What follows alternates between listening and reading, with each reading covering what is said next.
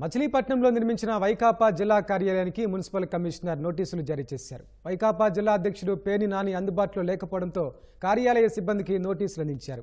అక్రమ కట్టడాన్ని ఎందుకు కూల్చకూడదో చెప్పాలని నోటీసులో ప్రశ్నించారు. గత ప్రభుత్వ హయాంలో నిబంధనలకు విరుద్ధంగా వైకాపా కార్యాలయ భవనం నిర్మించారని ఆరోపణలున్నాయి. 1000 చదరపు అడుగుల విస్తీర్ణంలో ఉన్న ఈ కట్టడానికి Machilipatnam urban development authority MUDA అనుమతులు తీసుకోలేదని అధికారులు తెలిపారు.